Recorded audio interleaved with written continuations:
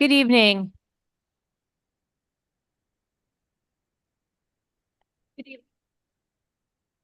Good evening, everyone. I would like to welcome you to our August 27th, 2024 Board of Education meeting.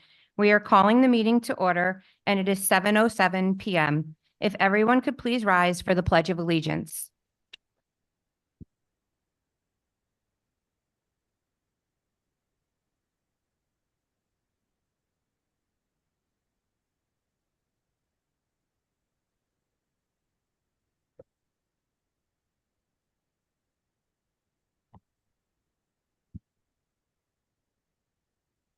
Reading of meeting notice. The New Jersey Open Public Meetings Law was enacted to ensure the right of the public to have advance notice of and to attend the meetings of public bodies at which any business affecting their interest is discussed or acted upon. In accordance with the provision of the Act, the Verona Board of Education has caused notice of this meeting to be published in the Star Ledger, posted with the Township of Verona and the Verona Education Association. Postings of this meeting set forth the time, location, and agenda were posted at the Verona Board of Education office and on the Verona Public Schools District website. Copies of tonight's agenda and resolutions have been made available to the public via the Board of Education website. Mr. Cruz, if you could please call attendance. Sure. Mr. Walker? Present. Mrs. Frizella? Present. Mrs. Farrar? Present. Mrs. Prisco? Here. Mr. Boone? Here. We have quorum. Thank you. Thank you. Moving on to our agenda, I need a motion, please, to approve our routine matters. I need a motion to approve our minutes from our July 23rd, 2024 meeting. Motion by I'll move it. Mrs. Virzella, seconded by Mrs. Ferrara. Are there any discussions? Seeing none, Mr. Cruz, if you could please call roll. Mr. Walker? Yes. Mrs. Frizella? Yes. Mrs. Farrar? Yes. Mrs. Prisco? Yes. Mr. Boone? Yes. Motion carries. Thank you. Great. Thank you so much. On to our agenda. I am going to now have the honor to call up our athletic director, Ms. Laura Pomerisi. She's going to introduce our Verona High School cheerleading team and coaches. I know the summer flew by. I'm not doing the fall wrap up yet. It didn't go by that quickly. This evening, I have with us our amazing VHS cheerleaders and their coaches. So I would like them all to come up behind me, please.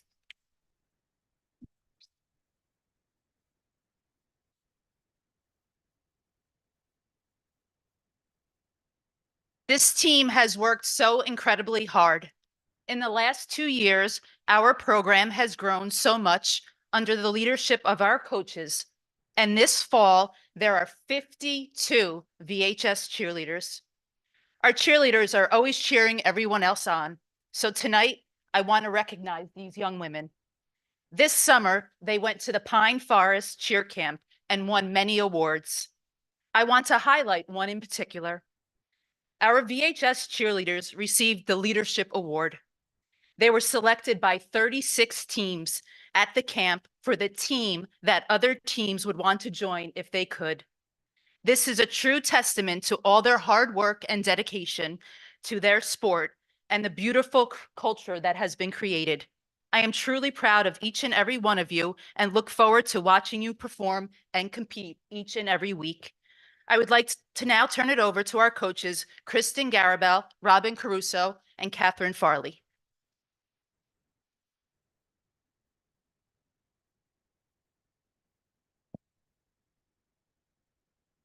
Thank you for inviting us today to talk about our summer experience at Pine Forest Cheerleading Camp. This summer, Verona cheerleaders had the opportunity to spend 4 days in Greeley, Pennsylvania, learning and implementing cheerleading skills and techniques from UCA cheerleaders from across the country. Our girls then performed routines based on what they learned on their last day of camp to compete for various awards they learned on the awards and recognition. This year, we are proud to say, out of 37 teams who attended this camp, Verona High School cheerleading earned trophies in the following categories. All-American cheerleaders, we had 16 qualifiers. Large varsity camp routine, 2nd place. Cheer championship, 2nd place. Sideline championship, 1st place. varsity cheer routine overall camp champions, first place. Beyond these awards for their performance, they were also, and most importantly, presented with the Leadership Award. The Leadership Award is chosen not by judges, but by their peers. All 36 other teams that attended the camp were asked, if you could be on any team besides your own, which would it be? The answer was Verona. Verona was the team that most teams said they would want to be a part of. For myself, Coach Kristen Garabell, and Coach Catherine Farley, this award means more than all the trophies combined. The town of Verona should be proud of these girls and the positive impact they make every day, whether in Verona, at visiting football fields, or at a summer camp in the middle of nowhere, Pennsylvania. They display morals, a strong work ethic, and a positive attitude, and we are so proud of them all.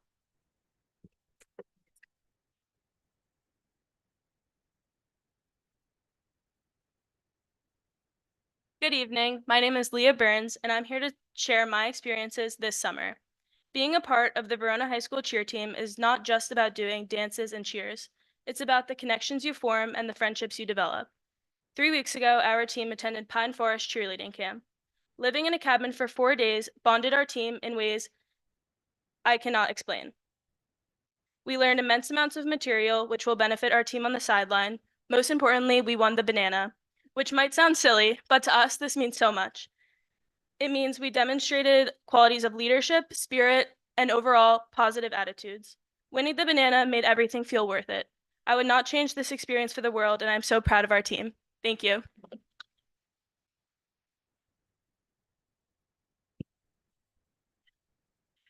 Good evening. Sorry, I lost my voice. My name is Kamani McMillan, and this summer I attended Pine Forest Cheer Camp for my second and last year. When Coach Kristen first brought this up to my team last year, everyone was looking around anxious and not hopeful, but it was an experience that we'll never forget. This year's experience was such a different one, but definitely better in my opinion. The first day, we definitely needed that energy and confidence boost, and that's what we got, and that's what we showed until the last day. The last day was truly something I'm forever grateful for. We were honored to receive the banana, which some of you might not understand, but is very dear to our cheer hearts. 4 trophies, and the most important thing, the Leadership Award. The Leadership Award was given to 2 teams out of 37, and it was given to the teams that others thought that they would like to be a part of, join, and cheer with. Verona Cheer was, sorry guys. Verona Cheer was given one of those, and I'm very proud of that award and my team. I've been cheering for Verona High School for 4 years, and this past year and a half has been the most positive, fun, and enjoyable cheer experience I've ever had. I can truly say this is a family, and like other families, we have our ups and downs, but we always make it work and we have a great time. During camp, we had a lot of bonding experiences, which brought us closer, and I'll always remember doing the Cotton Eye Joe every morning with my teammate Abby and Coach Caruso. With the laughs every night, along with the nerves for the next day, the last day is also something I'll always carry in my heart. It was a day I let my emotions out because there was nothing that could hold them back anymore. This team made me feel so proud and that everything was worth it.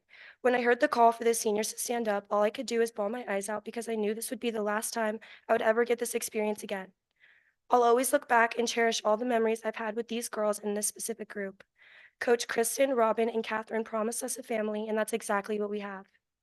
They've also promised us a program that we'll be proud of, amazing experiences, and people we will always have to come, and they haven't given us anything but that, so thank you. We want to present our awards to our AD, and you could display them in a case. The girls joked with her that they're going to need a bigger case for our trophies coming on in. So thank you very much for trusting us with the cheer program. These kids are absolutely incredible. They warm my heart. I had surgery in July and I was back coaching not even a week later because they're what makes me happy. So thank you very much for trusting us with this program, and we will take it as far as we can. Thank you. Thank you. Thank you so, so much. And girls and coaches, it has been such an amazing experience watching you since you've taken over the program. And your girls, just seeing you out there and the excitement that you bring out on the fields and on the basketball courts and wherever you are, even when you did the holiday the high school. Everything that you have touched has brought so much positive energy to Verona High School and to our community. And I really look forward to seeing you on Thursday night at the football game in West Orange and all the football games coming up. So thank you, girls, and thank you, coaches, for doing such a fantastic job with the program. It's very much appreciated. Thank you. I just also want to say, it's so nice to see what leaders you have been for the younger girls. They look up to you so much, and that's a blessing for all of us. So thank you. I know. I hear all about it. Yeah. Good job. Thank you. You could go to Eagles practice. Yeah, they could go to Eagles. You girls could. Thank you so much for being here, all of you.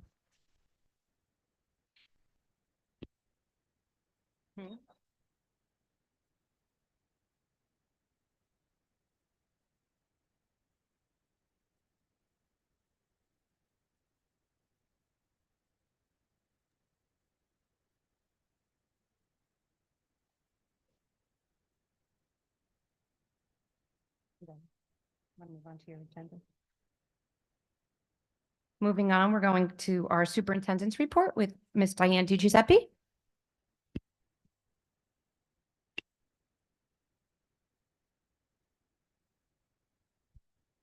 Good evening. Just a quick, I gave a staffing update last month, but I wanted to return to it. And I say this every time we talk about staffing. Staffing is the most important thing we do. Research shows that increasing student outcomes is directly related to the teacher in the classroom first and principal in the building second. We are suffering in this state and across this country with a massive teacher shortage. Not just teacher shortage, school staff shortage. So we are struggling to fill 2 last teaching staff positions. One of them we had filled with a brand new teacher just finishing up a program. Their certification had issues and they were unable to get certified and therefore removed their candidacy. So we have a business opening at the high school. And a position we've just been really unable to fill for world language Spanish half year leave replacement. That one we have contingency plans for both. We are actively seeking a business teacher for the high school and a Spanish teacher through January, although we can cover the Spanish with 6-period classes and some jockeying around of sections. So if you know any business teachers, the other positions that we're struggling to fill completely are paraprofessionals, teacher aides, lunch aides, bus drivers, and substitute staff.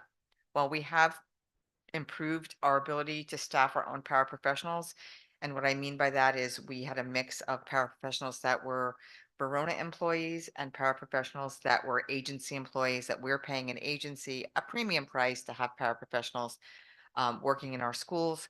And we have reduced our dependency on the agency paras significantly, although not completely. We're really, Can I ask a question on that? Sure. So, but with the agency, we're not paying for benefits. Do our paras work enough where we have to give them or offer them benefits? They do not. They don't work over that 30 hours a week, wherever it is. All right, very good. Thank you. Yeah. So we are looking for support staff as well as teaching staff, specifically substitutes and, as I said, paraprofessionals, lunch aides, and some bus drivers. Upcoming this week, with regard to getting ready to open, we have tomorrow, day 2 of new teacher orientation. We met with 18 staff members today. And they had their Verona bus tour with Dr. Lanzo and Mr. Monticelli, always a fun day. I'm sure they learned a lot about pizza in Verona. So that, and our welcome back convocation is on Thursday. Our theme this year, and I didn't expect teachers to be here tonight, so I'm giving away what I'm going to say a little bit on Thursday. Our theme this year is teaching on purpose with purpose. And the difference between teaching on purpose and teaching with purpose is very nuanced, but there are important differences. And this came about, I was thinking about the theme of teaching on purpose. And Mrs. Simmons said to me, do you mean teaching on purpose or teaching with purpose? And so I looked up the difference between the two phrases, and teaching on purpose has intentionality. And which is what I had in my mind, which is why I chose teaching on purpose. The phrase suggests a deliberate or conscious choice to engage in teaching. It highlights the idea that teaching is done with clear intentional decision rather than by default or by chance. And not to say our teachers like wing it, they don't, but there's a difference between planning lessons based on your content area and your knowledge and planning lessons with regard to more intentional decision making. So an example, a teacher who plans lessons meticulously chooses specific teaching methods and actively seeks to meet the educational goals of all the students in that class. Teaching with purpose is a slight difference. It has meaning and impact. So the phrase emphasizes the underlying goals or reasons for teaching. It conveys that teacher is driven by a deeper mission or vision, and focusing on the outcomes of broader impact of the teaching activity. So for example, a teacher who designs their curriculum or their instruction to foster critical thinking, to promote social justice, or to prepare students for real world challenges. That's teaching with purpose. So in thinking of that, I don't think we want one or the other. I think we want both. And since we're rolling out a new instructional model and teacher evaluation system starting in September, we're going to be continuing to the work we started last year, deconstructing or unpacking the New Jersey student learning standards, creating specific learning targets from those standards, and creating lessons with purposeful target task alignment. And I think that's what is missing from many school districts. The idea that we have standards, those standards have been approved and supported by boards of education, both state and local. And they are rigorous, our standards in New Jersey. And to make sure that we're not just writing objectives, but we're writing tasks, we're writing lessons that have tasks that are aligned to both the rigor of the standard and the standard's intent. That's teaching on purpose. The idea that the kindergarten class of 2024 will graduate from high school in 2037. Think about how quickly things have changed technologically over the past 10 years. My son is 26 years old, and while he watched Blu-rays, my nieces and nephews have never plugged a Blu-ray into a DVD player. Everything is streaming. They don't really know cable because all they know is Netflix and Hulu and Disney Plus. So the speed at which not just technology changes, but our global economy changes means, do we know what it's going to look like in 2037 for our graduates? We don't. So we need to prepare them for the ability to think critically so that they can adapt to any role that is not even been thought of yet. And that's teaching with purpose. So I think both are really appropriate. We'll be using, and part of that teaching on purpose, our new instructional model and evaluation model have 3 elements in planning. And they are planning standards-based lessons and units, aligning resources to standards, and closing the achievement gap using data. So, and when we talk about achievement gap here, we're not talking about achievement gap, the gap that you hear, like we have an achievement gap between the urban schools and the suburban schools. We're talking about differences in achievement among students in a single class or a single section. So in order to do that, we are going to be supporting teachers with using Atlas Rubicon to not just house curriculum documents, but also lesson plans, so that we can have a centralized location, I should say, for housing lesson plans where teachers can bring up their curriculum documents and write lesson plans with the curriculum open on the same screen, to ensure that they see the standards that they're teaching for the units that they're teaching, and be able to do that very difficult work, I will say. I mean, typing into Atlas is like typing into any rich text box, right? You can type into Google and cut and paste it into Atlas. That's not the difficulty. The difficulty really is unpacking a standard, understanding the content and the intent of the standard, the rigor of the standard, and creating tasks that support that. That's hard work.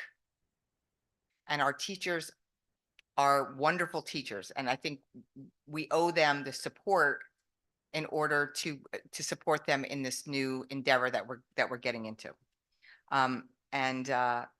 We started this work last year, and I can't give you a lot of, as I said last month, I can't give you a lot with regard to NJSLA because they are still embargoed, but I can tell you that we saw growth in ELA in grades 3, 4, 5, 6, 7, and 8.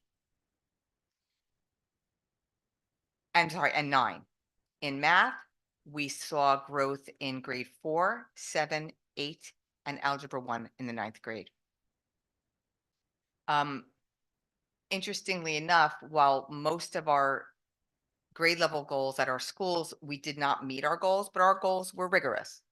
At the least, we were looking for 10 percentage point increases, and at the most, 15 percentage point increases. That's a big jump. But you're never going to do a chin up if you don't put the bar above your head. So I'm very happy to say that FM Brown, grade 3, and this is what you're going to hear on Thursday, so I'm sorry to repeat it. FN Brown, grade 3 in ELA exceeded the school goal that we set for them. We set a goal that 56.9 or 57% of students would meet or exceed the grade level standards on the NJSLA ELA. 61.4% met or exceeded grade level standards. The baseline from last year was 43.9. Forest Avenue School grade 3 ELA met their school goal of 63%. Their baseline last year was 48%. These are big increases. HBW grade 6 exceeded the school goal of 62.7, so 63%. 67% met that grade level standard, and their baseline last year was 52.7. Grade 7 HBW exceeded the school goal of 73% with a 76% meeting or exceeding grade level standards. HBW grade 8 ELA exceeded the school goal of 69% with 76% meeting. Their baseline in 2023 is 59%. In math, Landing Avenue School grade 4 exceeded the school goal of 63% with 67% meeting or exceeding the grade level standards. Their baseline was 52.7. And HBW grade 7 exceeded the school goal of 59% with 68% met or exceeded. And I have to say, while they didn't meet or exceed the goal, the Algebra 1 students at the high school made huge gains with a 12 percentage point increase. Teaching on purpose leads to results. So with regard to HBW, I'll speak to a couple different things now. We have been talking about changing the 5th and 6th grade, all the whole schedule, but specifically to increase the time that our 5th and 6th grade get in language arts literacy. The state recommends for those 2 grade levels 90 minutes a day. They get 45 minutes a day. So we have added 2 elective cycles. Not elective, 2 cycle classes for 5th and 6th grade. One is in fantasy reading and the other is in historical fiction reading, so that students will get a full 12 weeks of additional coursework in language arts literacy until we get to that full schedule change in 25. With regard to our cell phone policy survey, a parent survey, we had 938 respondents, which for me is a record for parent respondents. I've not done a survey here in Verona, but I've done many in my former districts. This is a good response. And interestingly enough, from day one, they say never look at the responses to a survey within the first week because they're going to change. This didn't. Day one, we had a flurry of responses. 72% of those parents that responded were in favor of a no smartphone, no smart device policy during school hours. And about 16% were not in favor and about 10% were unsure starting off. Today, after 938 respondents, We are at 73% supportive, 16% unsupportive, and about 11% unsure. The main reasons, and I have to just pop over here for 1 second. I'm sorry, I just closed something accidentally.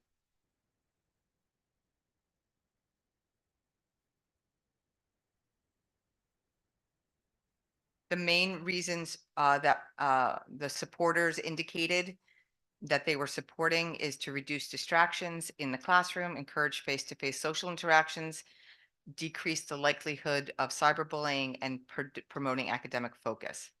And they were by far 92, 86, 71, and 86%. The no's were mostly that they need to contact their child during the day at 45%. They worry about their child's safety at 83%, and worry about their child not having a phone with them. I do want to clarify, and I tried to do that in the last email to get people to answer the survey, to encourage people to participate in the survey.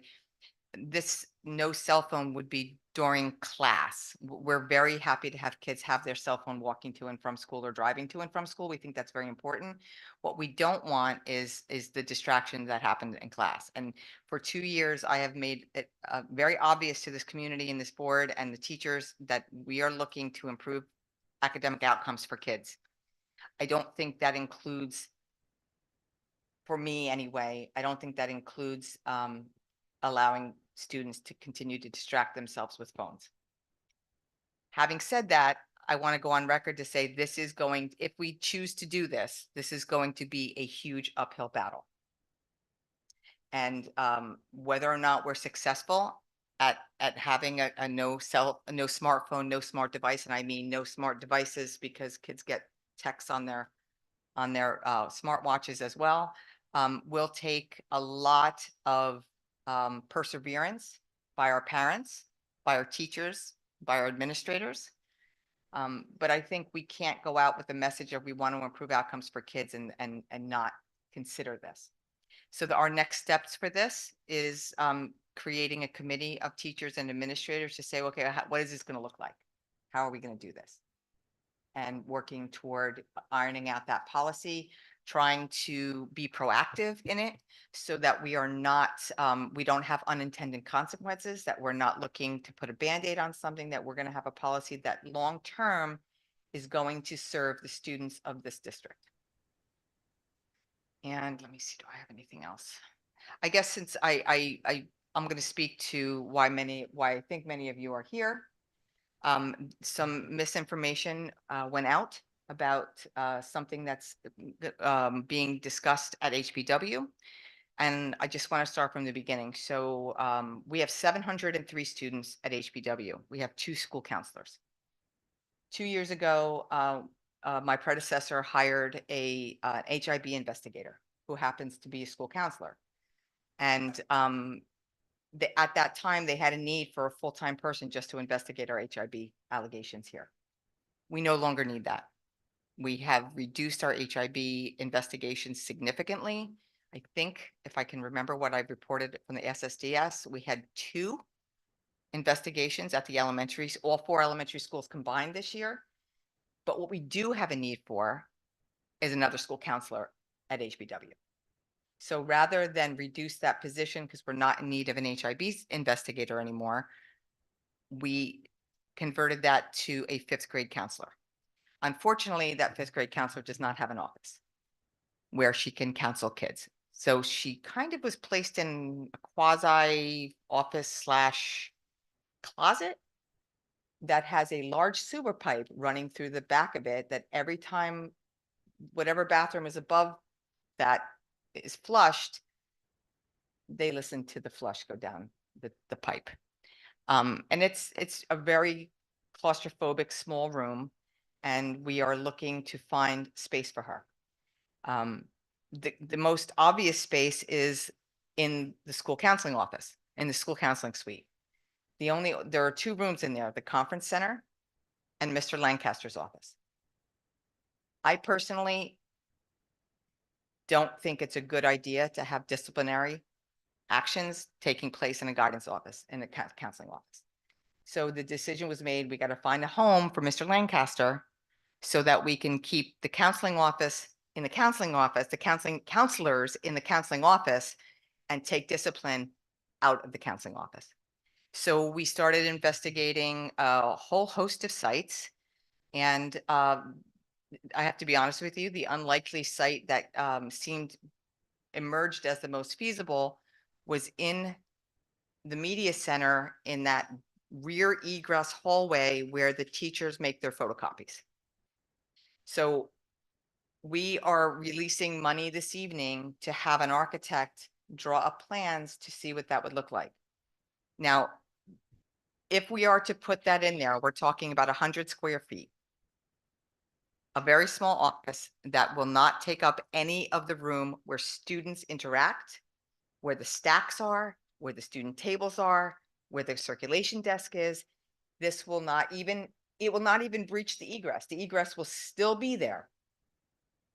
So I know I got a lot of emails. I didn't get a lot of emails. I got several emails.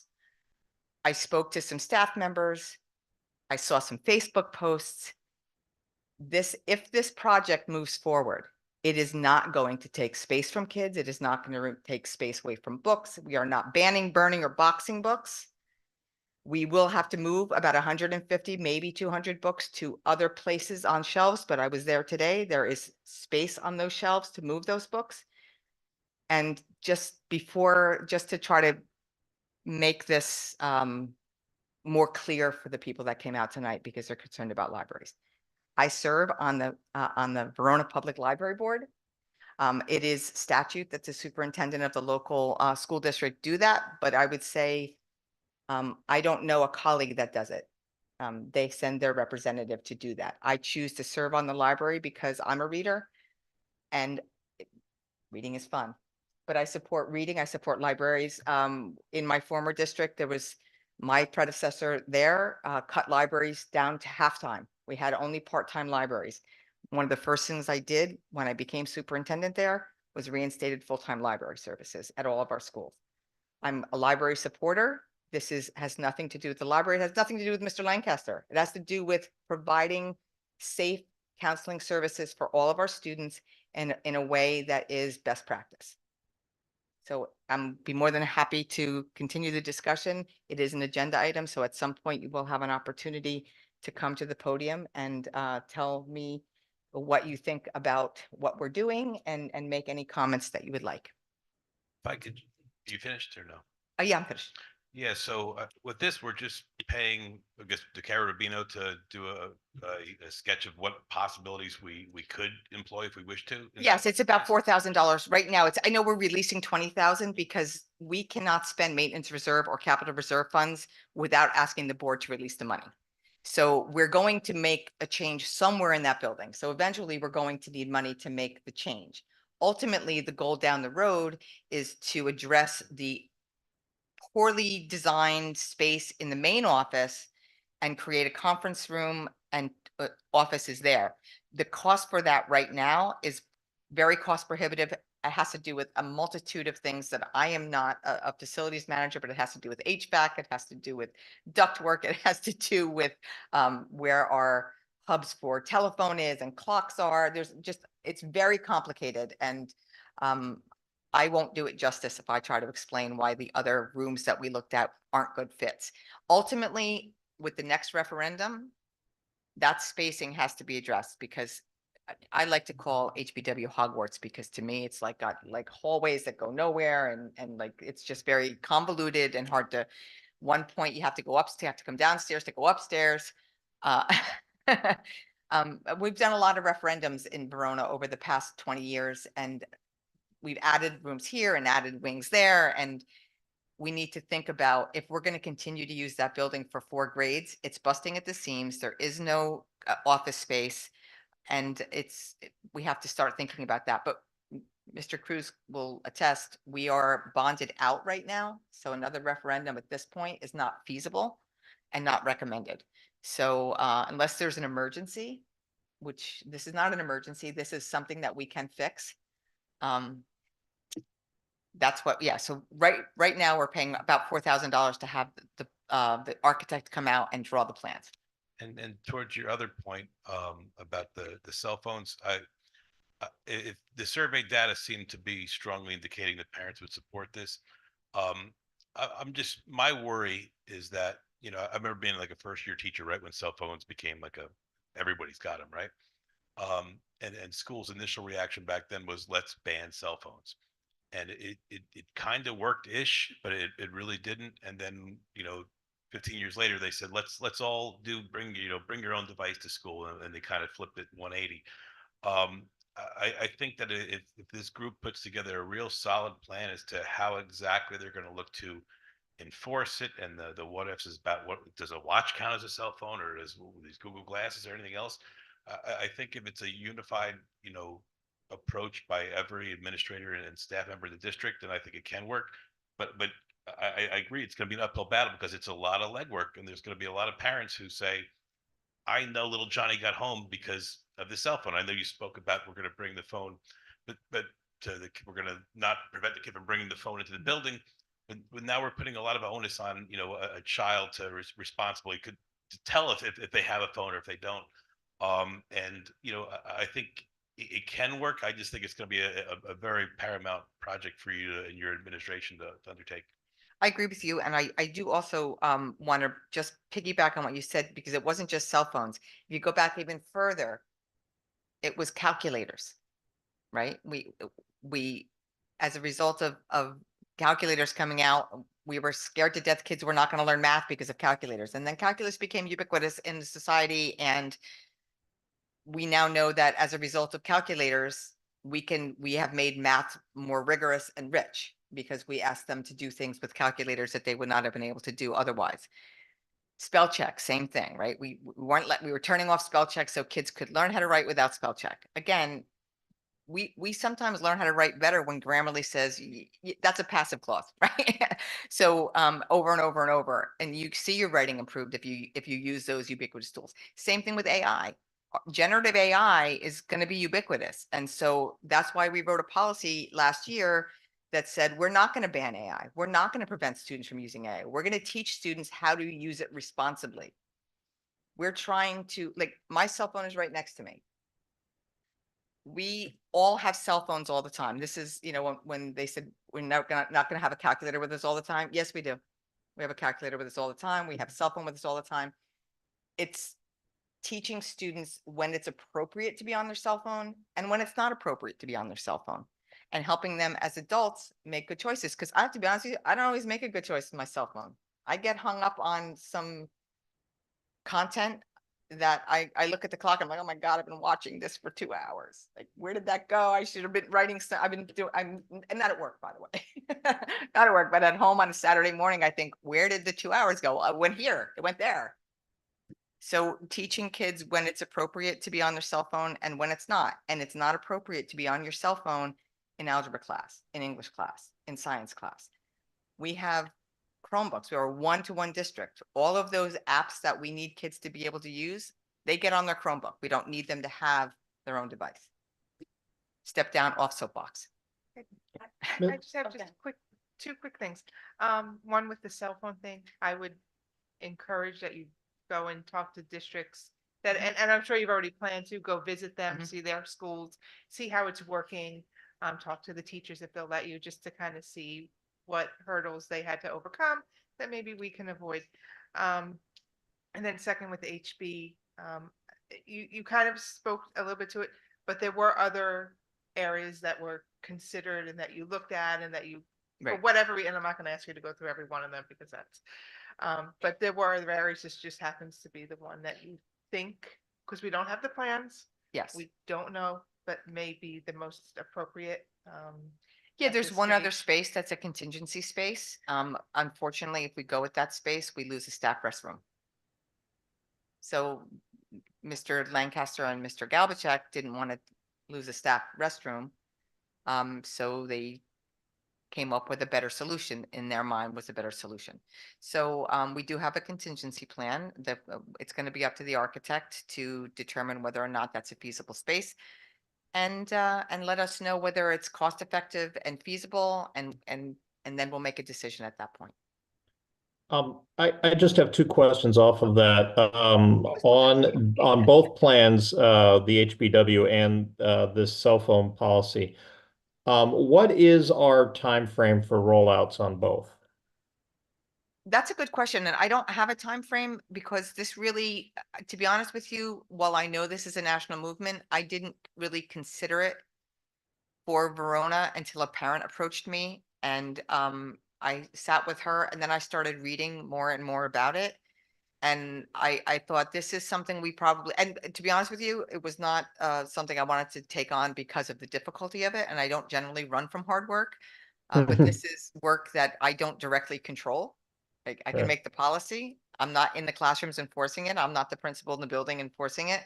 So that always is scary to me when you're going to try a policy that you really can't control yourself. But looking at some of the data and looking at some of what happened with engagement after the pandemic and at home learning, it got worse. We have learning loss as a result of the pandemic to begin with. We need to start looking at how we can reverse that. And part of that, the experts have come to the conclusion that distractions in the classroom significantly limit students' acquisition of knowledge and skills. Is there any learnings from some of the state policies? I know our neighbors are going forward, and then there's some other states in the country that are doing. Are there any learnings from those folks? There's some articles that show some research. I have to be honest with you, they're all relatively new. There's not a significant amount out there. And I'm not sure that a state policy is statewide. Like I think the fact that we surveyed our families and our families want it. And I know in Ed Council, when we meet with our teachers have brought it up. So when you have teachers wanting it and parents wanting it, is very different than when a state says, we're going in every district, no cell phone.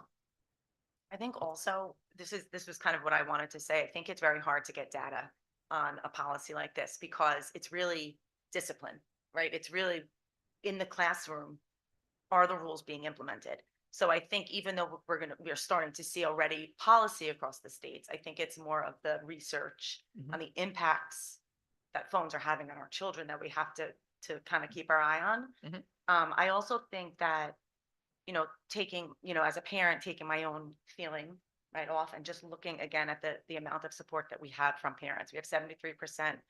And I think that as a community, this is saying this is what we want. So I think as a community, this is something that we would have to really come together on when we're thinking about those next steps and creating those next steps. And maybe similarly to how we have the strategic planning meetings to decide on a plan for that. This is something that we can invite parents possibly into as well, so that we can hear their concerns, get their because at the end of the day, right, if I'm a parent and I know this rule and my child texts me during the day, it's my responsibility, I believe, to say, why are you on your phone? You're breaking the rule, right? If I don't do that for my kids, they'll keep texting me. So I think that it's important that when we're thinking about our stakeholders, that everyone's included in this rollout or in this plan.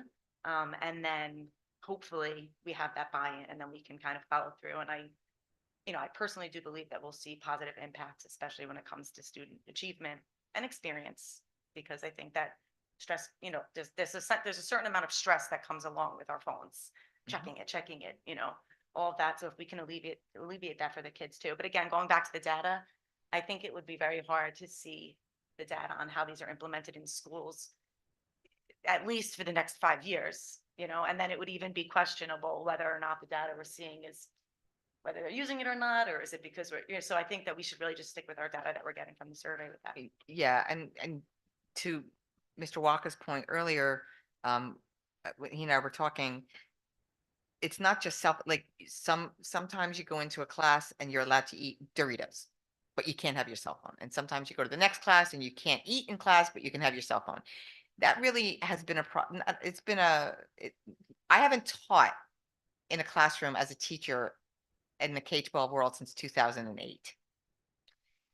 I used to argue then, it's when I make a student use a hall pass to go to the bathroom and my colleagues don't, it becomes problematic. It's the same story as it was with hall passes or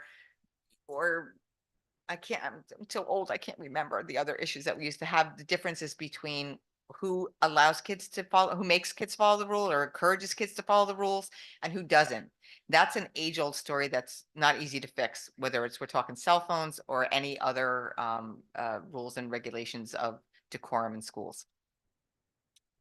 I think what you said, Diana, about we know that you're telling us that you want to make this a thing where we're teaching kids responsible use of cell phones, but we can't really do that without the discipline component. I totally like the idea of let's instruct kids a reasonable use of cell phones.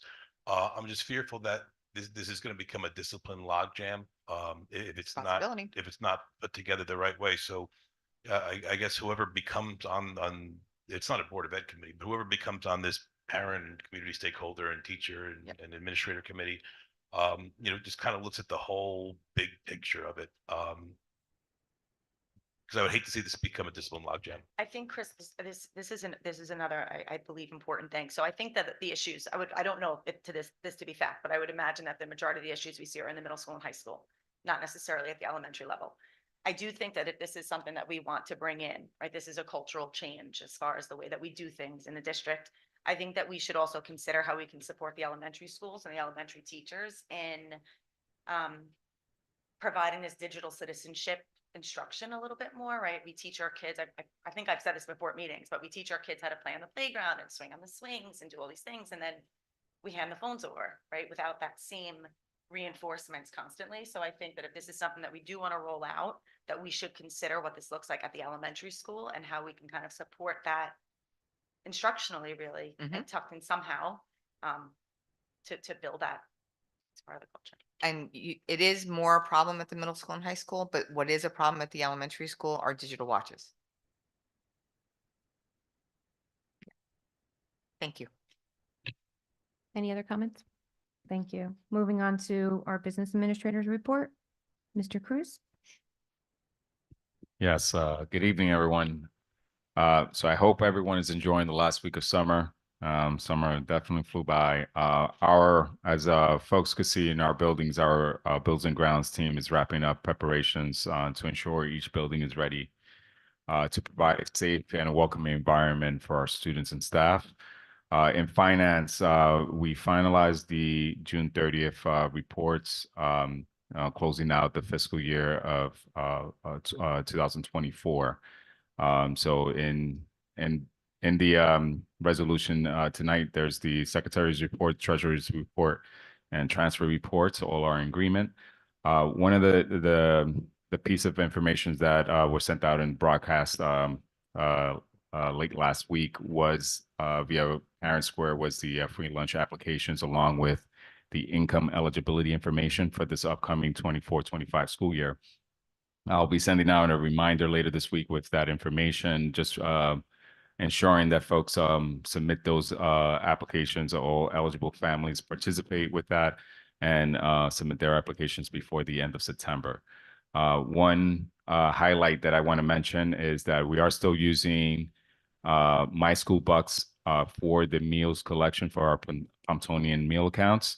There is a flat fee of $3.50. So $3.50. So if you're actually depositing $100, that might not sound like much, but someone like me that avoids ATM fees, I try to avoid them. I go to my own bank. $3.50 might be a nuisance, but honestly, this is a new change that the parent company Heartland's solution that owns My School Bucks changed. No matter what the amount is, it's still $3.50. So there's like a minimum fee or a minimum amount you have to buy before it so this is actually when you're depositing the money into the account, into the school lunch account. Oh, you have to pay a fee to do that. Yes. So then if you're using it doesn't matter if it's a debit or credit card, it's still $3.50. Or in order, I did speak to Pomptonian. If there is someone like me out there that wants to avoid $3.50, the solution would be to write a check to the Verona Board of Education. In the memo, you list out your child's name, the student's name and ID, and send that with your child to the school. The cafeteria manager will apply that that same day. That she will take that check, deposit it, load it up into that lunch meal account, and ensure that that actually check gets cleared. If the check doesn't clear, there's going to be an issue that she'll probably put a stop and reverse that. Do we get any kickback to the district for those transaction fees, or is it all to the financial company? No, so it's their way of covering their credit card transaction fees. That, and the crazy thing is that it doesn't matter. You could deposit if you think about it. If I'm spending $800 in my kid's account and I just want to do $500, I could load. I'm not sure if I could go that high, but I could load the maximum amount and still be charged just $3.50. So the point is that don't just do like $20 transactions and get hit with $3.50. Do a larger transaction if you can, and pay the $3.50 for the online transaction fee. If I recall, you did look at other alternative and they all have some sort of fee Yes. structure. So yes, we did this summer. We did look at 3 other companies that have similar platforms for point of sale. So with that point of sale system, it's not just the online platform. It's also the point of sale registered transaction in the cafeterias, which is at HBW in the high school. So we did compare apples to apples. The cost of actually subscribing to their service is one, and then also the online transaction fees. Some of them had different transaction fees. Some of them were smaller. At the lower end, it made sense, but then if you're depositing $100, you're ending up paying $3.75. So comparing apples to apples, we decided to stick with Heartland with My School Bucks. Diane or Hor, I don't know if either of you might know this, but have any of the ed service commissions ever tried to band together to kind of get some kind of kick? Because I figure if every child's going to make 3 or 4 deposits, the parents will make 3 or 4 deposits throughout the year, times all that money, times all the kids we have. If a bunch of schools got together, and they might be able to get some kind of kickback. I don't. Have you ever heard of an ed service committee doing this? I have not. Nor have I I. have not. All right. But I I will see. tell you that if you check your credit card statement, if you go to restaurants, the restaurants are now charging $2 to $3 surcharge if you use a credit card to purchase dinner. Yes. We've started using cash in restaurants to avoid paying avoid $2 the or fees. $3. Yeah. So that was one of the pieces. We are going to revisit it again. Our food service contract is actually at its last year of the 5-year contract. So we are going to go out for an RFP this spring, evaluating food service provider and also the point of sale at that point, to ensure that we're providing our students and families the best service possible there. And then finally, resolutions E5 and E6. Mrs. De Giuseppe, she already shared a little bit about this, which is the proposed withdrawal of $50,000 from our $650,000 maintenance reserve. So these funds will be used for essential roofing repairs is one, and also the media space and to address it's also a growth issue. As Ms. Di Giuseppe mentioned, it's we always need to like maximize the uses of our space, and that's something that we'll have to continue thinking into the future of actually planning ahead. And this concludes my report for tonight. Thank you. Jorge, does anyone have any more questions or comments? Moving on to our student representative report, Mr. Jack Latson. All right, so I just have a couple things to report out on. So all of the fall sports preseasons have begun and games will begin later this week as well as early next week. This morning, all of the captains from the fall teams went to West Essex High School for a leadership summit where they got to hear from motivational speakers. And then also this morning, incoming freshmen had their orientation at VHS. Sophomore, junior, and senior volunteers took students on tours, answered questions, helped with lockers, and ran icebreaker activities with the students. And that's all I have. Thank you. Thank you very much. Wishing you a good school year. Come to the board. On to our committee reports, Finance Committee. I'll take this one, Mike. Thank you. Mr. Cruz hit a lot of it, but just to go through a couple things. We talked about the payment. We talked about, actually, you hit like just about all of it. So it's a good report. Thank you. Just to update on the playground, because that's in there.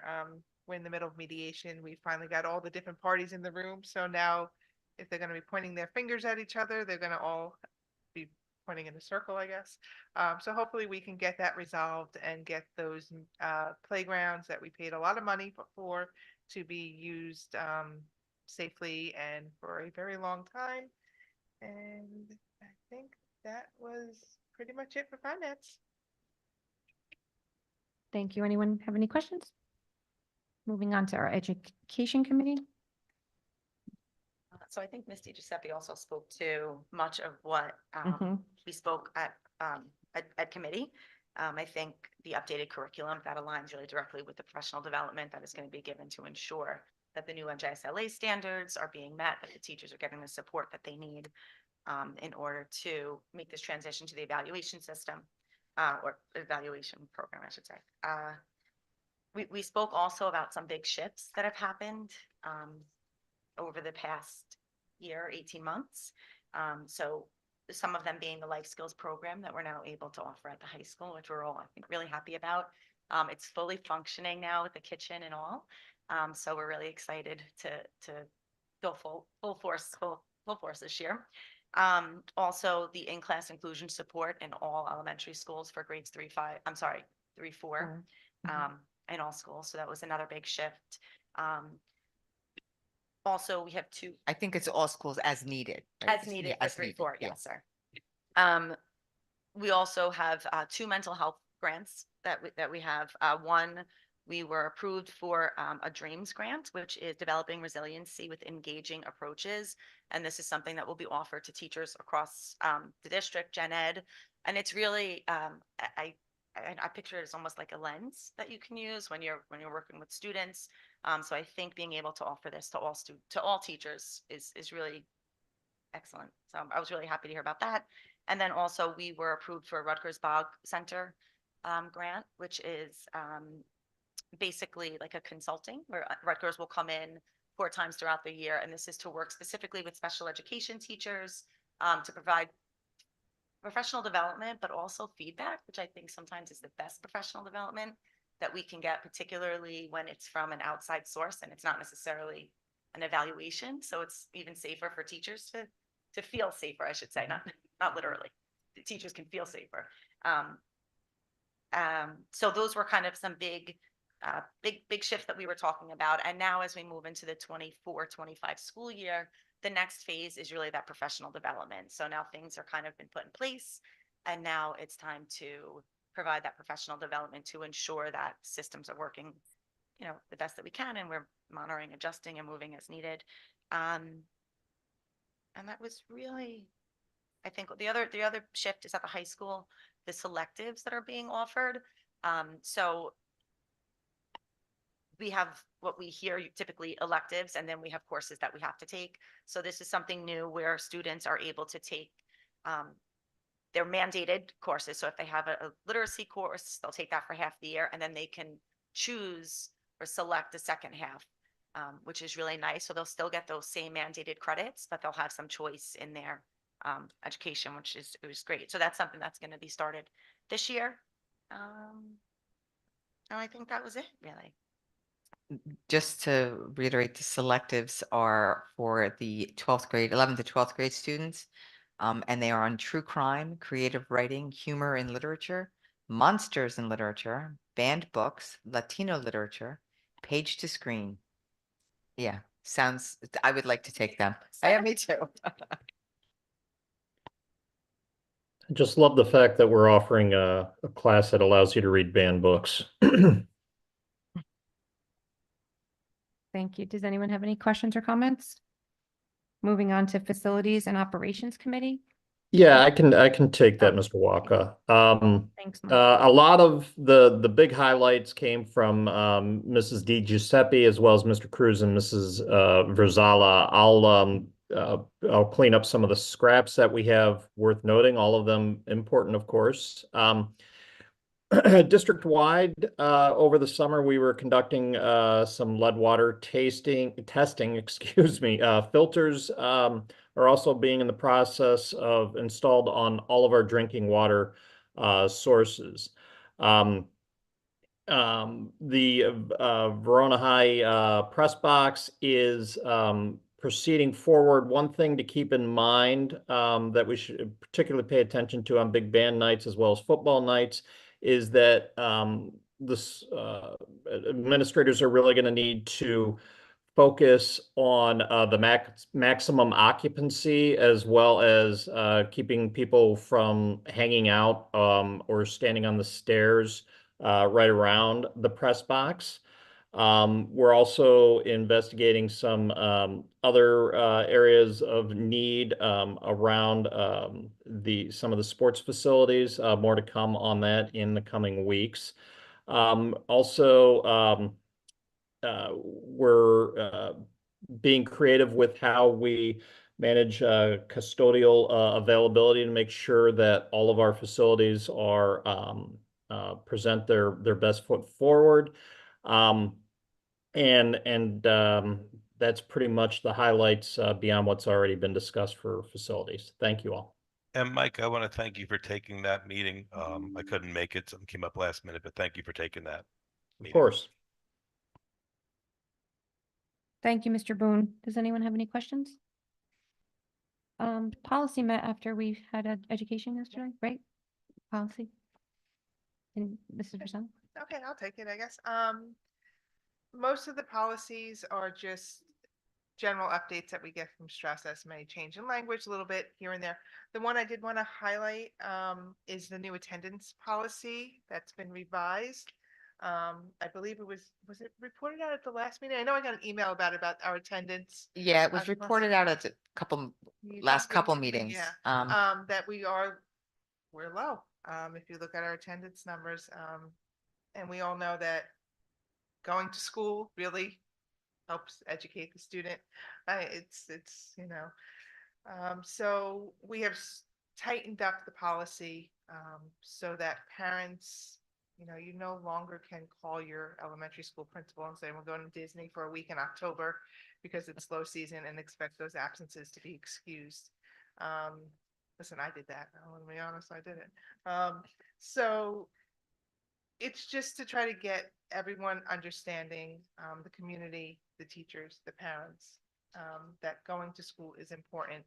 I ask every parent take a look at it.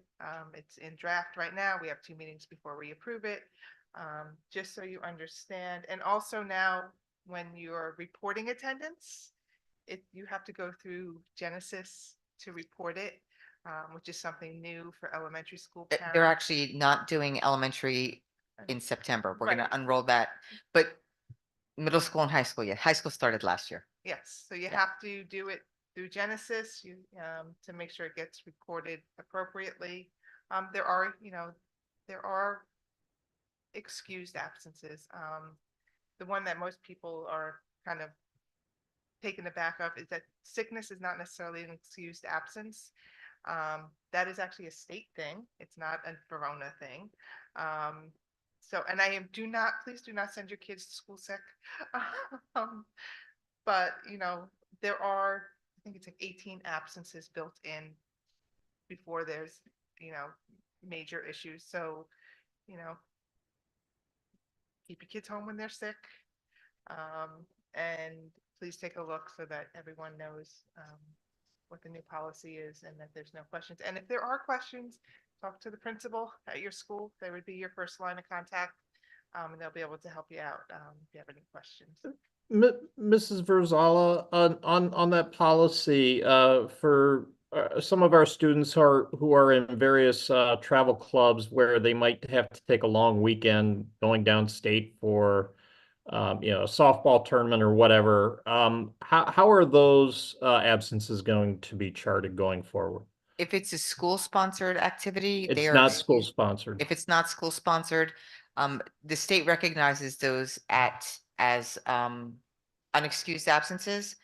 The way it works in most school districts is there's two types of absences, excused and unexcused.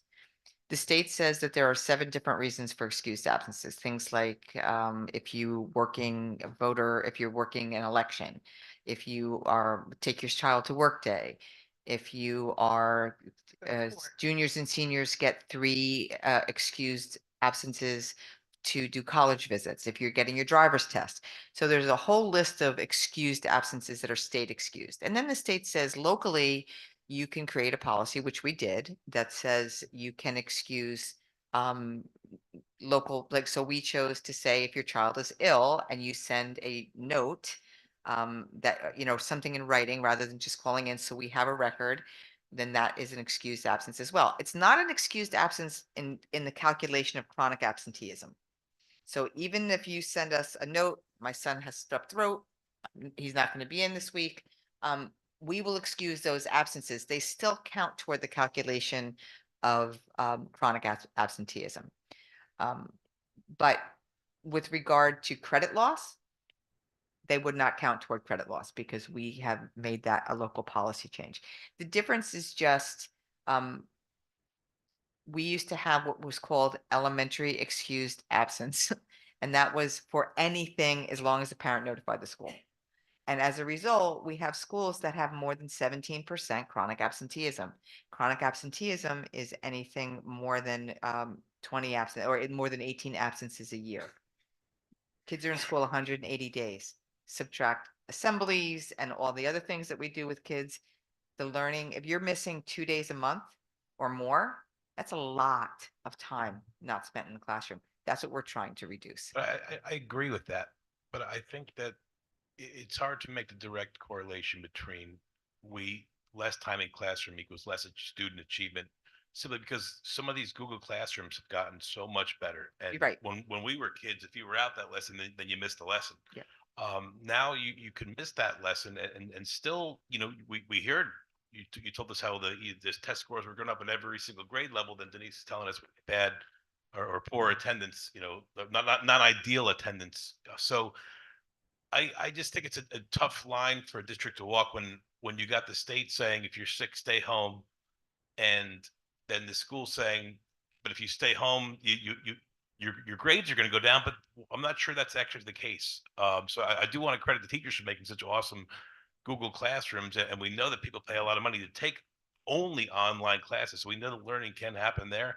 So I just think it's a tough thing for the district to kind of enforce too strictly. Yeah, and I don't think we're enforcing it too strictly. We've put into the policy, if your child is sick, we'll excuse it. Yeah, I mean, if it's excessive, we may ask for a doctor's note, but yeah. We just aren't going to excuse Disney World and Bahamas. Thank you. I never took my son out of school for Disney. Any other comments on policy? Moving forward, we are going to move on to our public comments on agenda action items. So anything that we are voting on this evening, please, you have 3 minutes to come to the podium. Please state your name. Get my timer started. Hold on a second.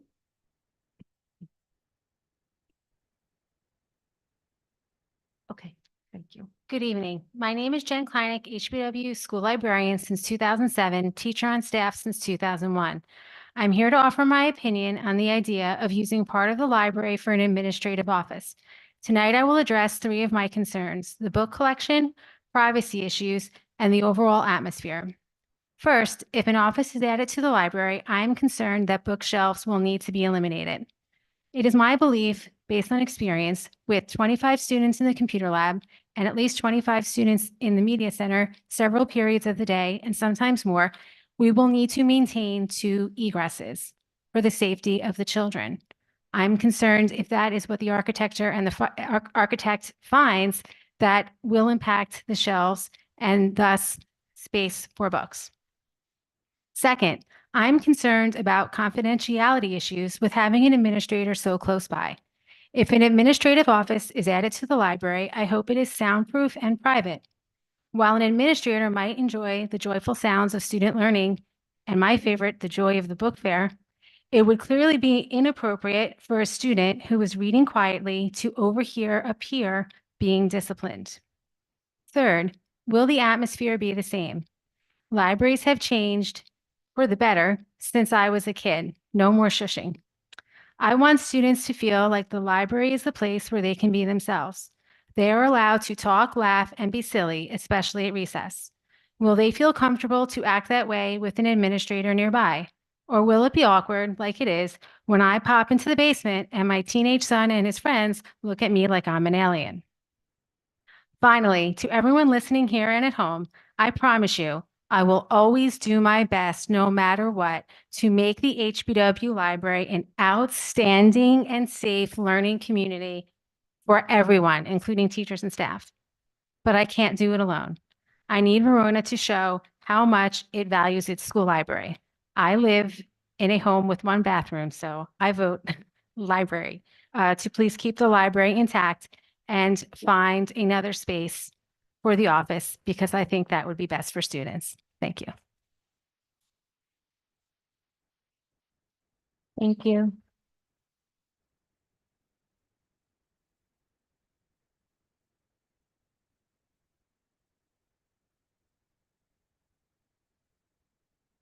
Good evening. My name is Maria Daphne Cazanas. I'm a Verona resident, a parent of a VHS grad, a former attorney, and an educator. I stand before you today to express my deep concern regarding the recent decision to allocate $20,000 for architectural plans, as I understand it, to create additional administrative office space by removing a portion of the HBW Middle School Library. This decision is deeply troubling. The HBW Library is not just a room with books. It is a vital resource that supports staff and students' academic and personal growth. It provides a quiet space for study, collaboration, research, and also fosters a love of reading and independent learning. By reducing this essential space, we risk sending the message that administrative convenience is more important than our children's educational development. Libraries are the heart of a school's learning environment, and preserving spaces dedicated to reading and learning is more crucial than ever, especially in an age dominated by digital distractions. The decision to shrink the HBW library contradicts the very mission of the Verona Board of Ed, and that is to create environments where students can thrive academically and socially. Disciplining students in this space is contra to that goal. I urge the board to explore alternative solutions that do not come at the expense of critical student resources, such as the library. There may be other underutilized spaces within the district that could be repurposed for administrative needs without affecting our students' educational resources. The $20,000 allocated to this project could be better spent enhancing the library, providing additional educational materials, or supporting programs that directly benefit our students.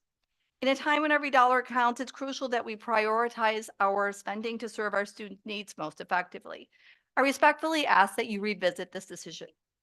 The future of Verona's children should always be our top priority, and maintaining the integrity of their learning environments is essential to their success.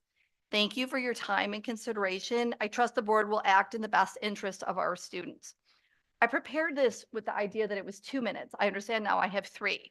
I speak with some authority on this because I am a school library media specialist and I work in the South Orange Maplewood School District. I work in a K-2 building and my library office was taken over in the last 2 years by the Child Study Team. Our building is beautiful. It's over 100 years old. We have 2 toilets for 80 staff members. So I get it. We are in the process of making a new beautiful building on the back of our current building. But the child study team comes into the library with parents, with administrators, with other professional speech pathologists and the child study team, the counselors, and the students themselves. And I can tell you how awkward it is. I can listen to every word they say. And oftentimes parents can see their student outside in the library and they know what's going on. And this is a K-2 building. So I'll stop, but I do think that that's the last Thank you. thing. Thank you very much for your comment. Thank you. I just want to clarify one thing. These funds can't be used for instructional. This is a reserve account. So the district has stored money in capital reserve and maintenance reserve, we are limited to what we can spend these funds for. So while we could spend the money on another maintenance activity, we could never spend it on buying resources and materials for instruction. Thank you.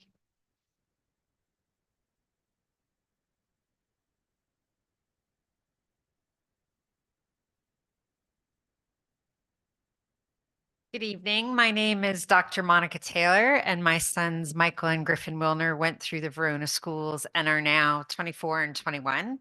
I have a PhD in language, reading, and culture, and I'm a professor of teacher education at Montclair State University. I'm speaking tonight because I was disappointed to hear of the plans to reduce the size of the library at HPW to create an additional office. Just as the library in a town serves as the center of a community, the library in a school provides a neutral, communal, and democratic space for students, teachers, and even family members. When my children were at HPW weekly, I would volunteer in the library where I had a chance to witness firsthand the value and importance it played in the lives of all of the school community members. I noticed the diverse range of students who spent time in the library and thought about the significance of there being a place for kids to feel safe and welcomed. As a former middle school teacher, I know how middle school is often a time when kids don't feel like they fit in. The library becomes a safe haven for those who maybe are not sporty or popular, or for kids who are artsy, LGBTQ, or even neurodivergent. In fact, my son, Michael, was a creative kid, and he spent many afternoons in Messenger Club at the library. And to this day, he's still good friends and in touch with many of those kids because he had a space to nurture those friendships. Also, the library can offer a calm space for kids to breathe and take a moment to regroup. And this has never been more important as we continue to grapple with the epidemic of anxiety and depression among our children. And reducing the library would mean reducing the number of books and other resources to which the children may not otherwise be exposed. Mrs. Kleinecht has always provided such an incredible range of texts for our kids to expand their horizons and consider perspectives beyond their own and beyond the small world of Verona. So I guess I asked, do we really want to reduce these opportunities for students? Couldn't there be another way for us to find space for an office? Thanks so much for allowing me to share my perspective. Thank you. Can I just ask a quick question? My understanding is we're not removing books, we're moving books. Okay. If we go through with this.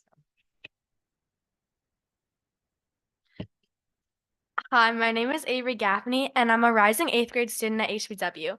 I believe that tearing down part of the HBW library to build up offices is unfair to the students. There are many clubs and activities that take place in the media center that are crucial to students' education. I personally have spent countless lunch times and recess times in the media center finishing homeworks and essays and tests, and I can thank many of my passing grades and me not failing classes to the library. Furthermore, as a student of HBW, I understand how important the library is. Some like activities that go on in there are the VIP club, the messenger club, and then classes that are moved to the library, and then obviously like borrowing Chromebooks, checking out books, MAP and NJSLA testing, and book fairs. The library makes kids who don't feel comfortable eating in the lunchroom or spending recess outside feel comfortable being in the library. And especially because of the amazing activities, books, and teachers like Miss Kleinecht who are there. I firmly believe a school should be about the students who are there to learn and build a future. And I just don't think changing the layout of the school is worth jeopardizing like students' well-being. And thank you for your time today. And please rethink and think about tearing down the library to make offices because it's very important to students. Thank you, Avery. Hello, I'm Deanna Pajonas, and I am now going into freshman year at VHS. This library is very important to staff members and students like me. As a as a former student of HBW, the library helped me a lot with my work when I needed help. It was a great place for me to study in quiet when school life was just a little too loud. And I feel that putting an office into this library will limit the amount of space that kids get to express themselves. This library has helped so many kids in the past with school life and just the amount of stress that middle school gets, because my middle school experience was quite stressful, and I hope that no kids have to experience it. But the library helps anybody who just wants closure and just wants a space to read and to have activities and to just talk to teachers when homework and school is just way too hard. So I strongly hope you reconsider this decision and decide to help the library. The students love the library just as much as I used to, and it will be unfair to take away that experience from any new students. Thank you. Thank you. Thank you. I just want to, because I want to make sure that I'm understanding this, and also especially, first of all, thank you for coming up here. It's so courageous. It's nerve-wracking up there. But I think this is really important, especially for our students, because I think as adults, we kind of understand what an egress is and we understand something, we have more experience, but I think mostly for our kids, would the look of the library, the area where they are, I just want to really make sure, like, would any of that change? So if we were in this space here, and this is where we typically would come in for argument's sake, would that still all be available in the Yes. space that is currently? Okay, so Yes. there is no tearing down, there isn't any, so it would all be the same. So I think that this is just important, especially for, because things like projects like this, wherever the office ends up, if it ends up anywhere, takes time. Right. So if we get a May, it's not going to be till September, right? It takes a lot of time, typically. So I just want to make sure that the students know that this isn't something where your space is taken from you, even as you're in there this year, you're starting school on Tuesday. Just, it's really important, I think, that the kids understand that, because that in itself can create a lot of anxiety for all of us, Yes, but especially I yes. think for our students. Yes. I just want to make sure. Just one other thing. The entrance to the office would be from the hallway outside, so they wouldn't be going through? No, actually, I Uh, double checked. It would be, let's say that, I'm trying to, this is so dissimilar. This room Right. is so dissimilar from that library. So when you come in the HBW library from what I think is the main entrance, right across from the faculty room, with the computer lab on the left, Mrs. Kleinig's office up in the back, the circulation desk, where all the tables are, and then the stacks are to the right. If you make a right, there's another kind of internal hallway that's lined on one side with stacks, half stacks. The other side is a wall that has a copy machine and some seating, and then another exit. So an egress is an exit. The space that the office is proposed to go is over in that spot where the copy machine is currently. Not where the students sit, not where the tables are, not where the stacks are. And I have to be honest, I don't know how much students use that area. My understanding would be they would be at the tables in the stacks near the circulation desk, near library media specialist. And then, so then if we vote tonight, would we then have an opportunity to see the plans once the architect draws that up? Yeah, the only thing you're voting on tonight is releasing the funds. Right, Yeah, so then that's it. once the next, so Yes. then the plans would be something that we'd also be Yes, able to see. you would have to approve the construction project. Yes. And the plans that you mentioned, the money we're withdrawing is $20,000, but that's not for the architectural, that's not the total. It's 4,000 for the 4,000 for plans, the- yeah, correct? for the Okay. plans, yeah. I just want to clarify that. Yes. I think it was mentioned that. So I'm sorry, and maybe I just need to go to the library. I haven't been there in a couple of years. So the entrance to Mr. Lancaster's office would be through the library? Yes, you'd have to, well, and the reason for that is, it has to do with something Mrs. Kleinick brought up, the egress. We don't want to change the egress because there are students that need to go out both doors. There are a good number of students in there. If we were to block that entrance, you reduce egress, you reduce safety exit. So it's actually considering to put the office back. So when you walk in that door, you walk in, there'll be an office with a door, or you can walk to the right of the office and down into the main library or exit the library. So it's kind of like a little bump out of the wall.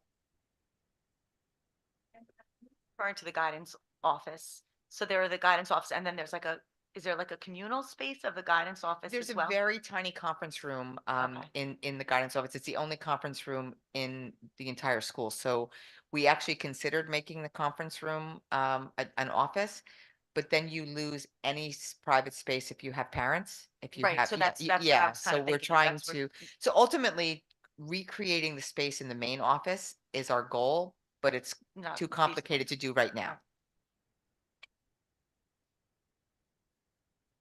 Is there anyone else from the public that would like to come up?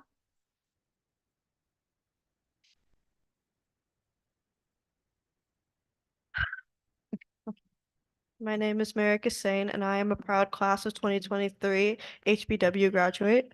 I enjoyed my time here, but it wasn't that fulfilling till I got to experience the outlet of the library during some free moments in school. When I heard that Board of Education is thinking of taking away library space for another administrative office, I became confused and I wanted to say something. I found the library to be the perfect sanctuary where me and friends could get away from all the loud stuff that was happening during lunch and recess. Not everyone likes all that activity, and the library was a perfect way to find peace and happiness. Making it smaller or adding another set of eyes to invade kid space is not promoting educational growth. It is also a step towards the removal of books and the digitalization of everything that just makes me sad.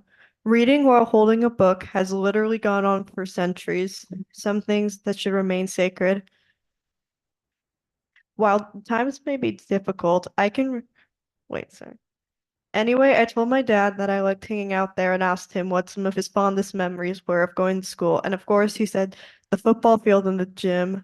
I said, stop it. I mean, inside the school. And he said, that's easy, the library. It was the center of all the student activity. I met old friends and made new friends there every day. While the times may be different, I can relate to what he was saying. That's where I became friends with Blanca.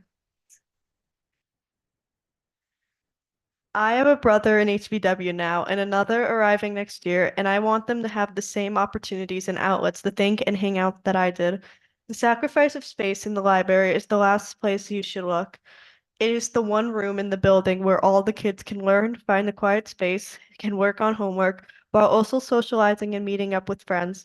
I am sure you could find other places to fit in an office rather than cutting from the one space where you should be which should be expanded with different learning activities and more books. Thank you. Thank you. Good job. Is there anyone? Oh.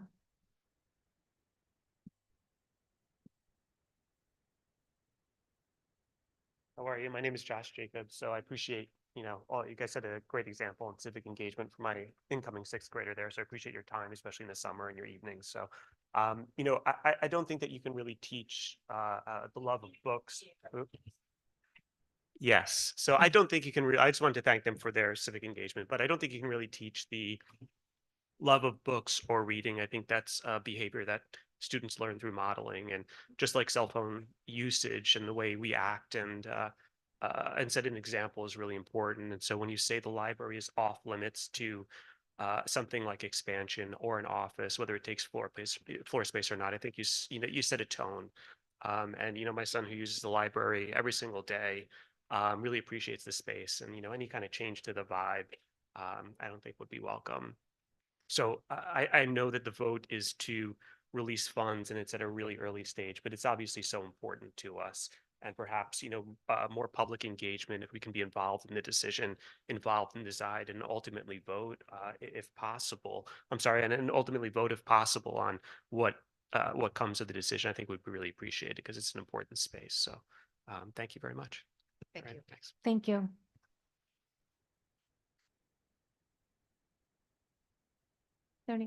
Sorry.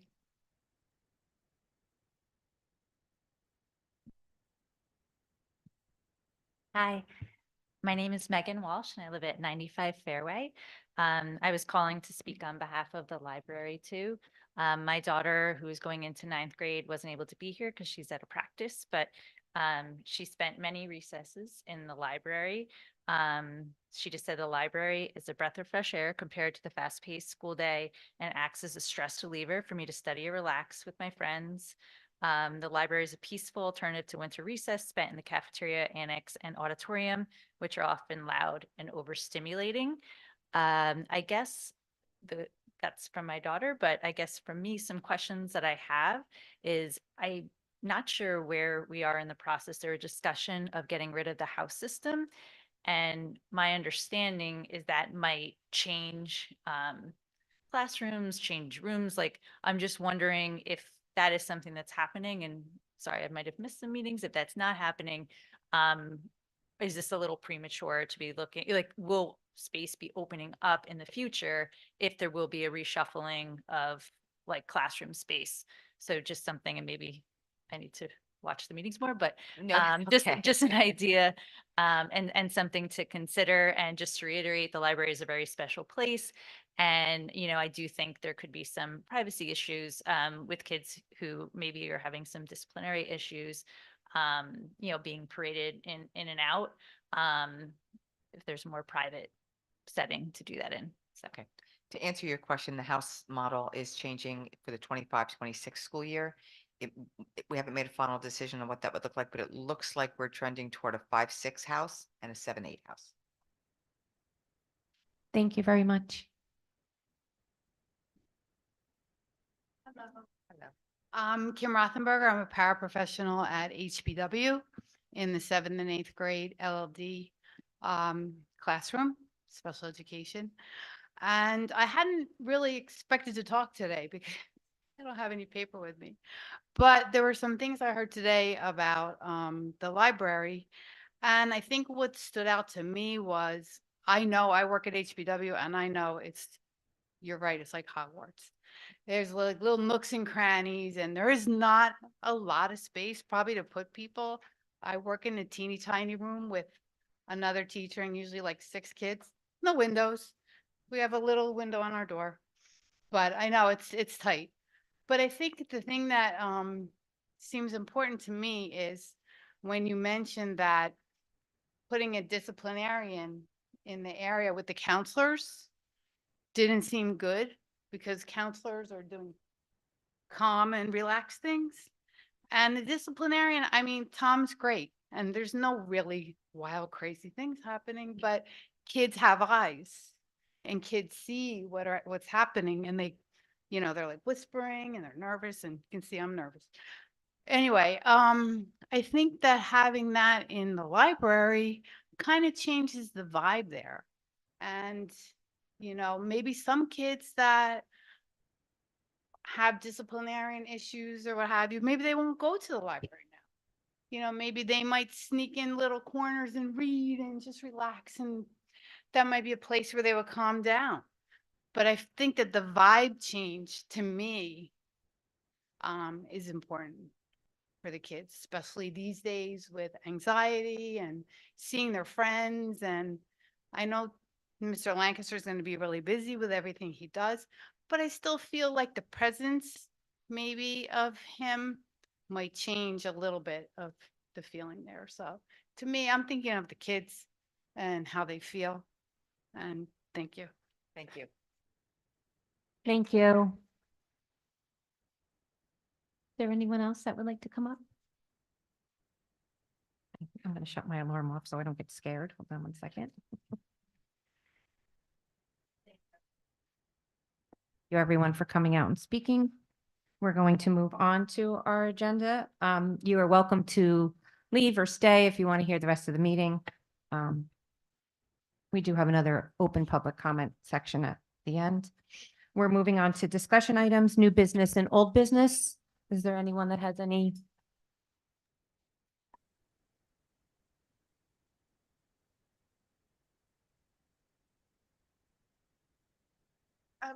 So Ms. Pereira and I, it is part of the packet, but we thought maybe we would just mention it up front. It is At E9, E9. it's under finance. Oh, yes. It's the resolution to compel pilot funds to be shared with boards of education.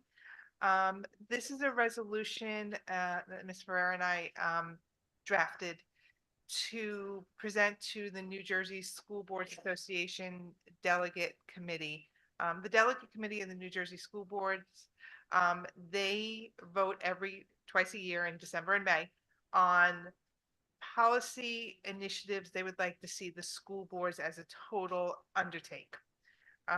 There's no enforcement of law in these resolutions. There's no, we pass it, it's not necessarily going to happen, next week. But we thought it was important enough, not just as a Verona issue, but as a statewide issue. In Verona, we've gone over the numbers in a couple different meetings of how the pilot funded development has impacted our budget by removing taxable land from our budget, but also by potentially increasing enrollments at the schools where we don't get school funding for, because under pilot you don't. So we drafted a resolution that we are asking the New Jersey school boards to speak on our behalf to legislators to change the pilot law that would require towns to share their pilot funds with the school districts in the same percentage that their tax revenue is shared. I think it's also, just on that note, it's also important. It's specifically when the pilot, when the developments will impact the school. So for instance, there are some situations where there are like assisted living homes. In that case, obviously, the school wouldn't be impacted because there wouldn't be children in those. So, in the resolution, we did add in there that really the board, a representative from the board, so whether it be the superintendent, the BA, has a seat at the table when these decisions are being made. And then that new pilot initiatives that will impact or potentially will impact enrollment at the school level are voted on also by the school board, so that we have an equal say as the town council and everybody else. I do want to say, I think that we do need to, if you look at 1 NJSBA, 1, the way it's written right now, and I thought I had changed it, but maybe I didn't. It's saying that any. Oh, I thought I did change it. Yeah. So I just want to make a change on the fly. Do I have to make a motion for that, Mr. Cruz? You do. Okay, so I will do I do it now or later? You're my. Probably do it when we get to that. Okay, we're gonna change that to make it just for pilot funds for development that will potentially impact the school enrollment. So, okay, well, that was it. I just wanted to talk about that if there's anyone had any questions. Yeah, Ms. Verzala and Ms. Ferrara, thank you so much for doing it. I think it's really important at least to have a say in it. At the risk of beating a dead horse from my perspective, anybody who's listened to me knows that I am not a fan, obviously, of the pilot program. From the perspective of it is used and often abused by communities such as ours, and those in West Essex that frankly don't need pilot to encourage development. The pilot program, when it was initially taken off, was to encourage development in areas that needed development. Are our friends at the state, the NJSBA, advocating for, and I know this is not our scope, but are they advocating for a better focus at the state level on how pilot is even used and implemented? Like I said, it was never written and never designed for a community such as Verona to begin with. So I can only speak to the last delegate assembly that I attended, which was in June. And there was, Tom's River had proposed a pilot resolution, and it was voted down. because it was too broad, and it had a little bit more to do. I'm trying to think off the cuff here. Sorry, I didn't mean to put you on the spot. No, you didn't at all. You didn't. I don't remember exactly. Honestly, I don't remember the exact language, and I don't want to report it, incorrectly. But it was not voted on, and it was the only one. It was out of, I think 20 resolutions. It was the only one that spoke to pilot funds. And that's what really sparked Ms. Frizella and I to put this together, because it is impacting so many districts across the state. So to answer your question, I don't think so that there is anything right now. I could definitely be wrong, and I can look into it a little bit more, because now I'm curious. But I do not think so. I think that in a lot of ways, unfortunately, we have school districts and we have towns, and we unfortunately, I think, as a state, maybe country, we don't speak enough. We don't work together enough, right? This is not, I'm not talking about Verona, I'm talking about the state. So I think, to answer your question, no, there isn't much. Yeah, I do like that you put this together. I think it's a strong initiative and it might work, right? I think to your question, Mike, do I think the School Boards Association is going to move the COPPUS on this even a little bit? I don't think it moves the needle at all. I think they're more closely related with the state than they are, the varying interests of all the different 600 school districts in the state. But I don't think this could hurt, and I appreciate that, we're taking a chance on this. So thank you. Yes, I really appreciate you two doing this, going out and pulling this together. So, and Ms. Rosella, you have been very with everything with the affordable housing and the information and reaching out to the council prior. You have been very instrumental on this. So thank you so much for everything. And just going back to some email that was sent out, I guess, I just want to make it clear. Back on May 6th, I attended the Township Council meeting. And I was speaking of the numbers of students that I've, just going off of the amount of apartments that are being built just over up at the community center over there. And I spoke, and because they did a presentation from Conifer, and he assured us that there's not going to be that many students coming from there. And I really do hope, he says they build these projects all over the place. But I do hope they are correct. But I did go to that meeting to address our concerns, saying that I feel that we are going to have issues coming out of there, coming from the students that are going to be coming out of there financially and space-wise and everything. I did not agree with the numbers that they were projecting. But I think it's important to note, even if we do go with the 100 students or less than, right, the cost per pupil, we're at about 14,000, so 17,000. So if we even look at 100 students at 17,000 per pupil, that is still a lot of money for a $40 million budget. So I think even, we are getting the numbers of 100 from the demographer. We did our own numbers, right? But either way, even if we go on that low end, that is still a significant amount of money that the district is not going to see, where we typically would see that per pupil, right? That's how the formula is written. So either way, it's has an impact. Well, I think too, the unintended consequences, if we do get 35 or 40 students, right, depending on their ages, right now, 3 of our 4 elementary schools are at max capacity. And so Mr. Cruz and I were on a call 2 weeks ago, I guess, 2 weeks ago with Conifer and the township manager and the assistant manager. And they basically told us the same thing they told at the community at the meeting, that this is not, they do projects like this all over the place, and this is not going to affect, it's not going to be that many students. And they also told us that of the 7,000 people on the list, 1,000, more than 1,000 are already Verona residents. Now, there's a flaw in that thinking, because those Verona residents have dwellings now, and if they have children, they're big enough to have children in those dwellings, so they move to the new housing. Who moves into their housing? So could potentially more children.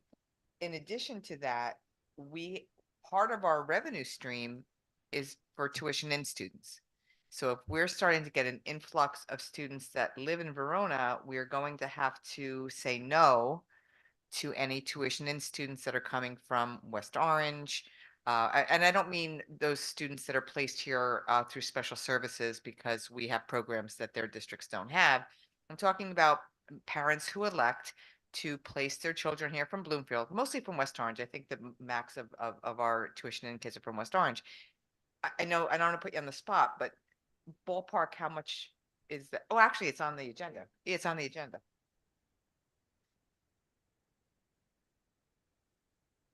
Is there a total there? I don't think there's a total though. And some of these are our staff, so it's hard to, but it has to be $60,000. It has to be $60,000, right?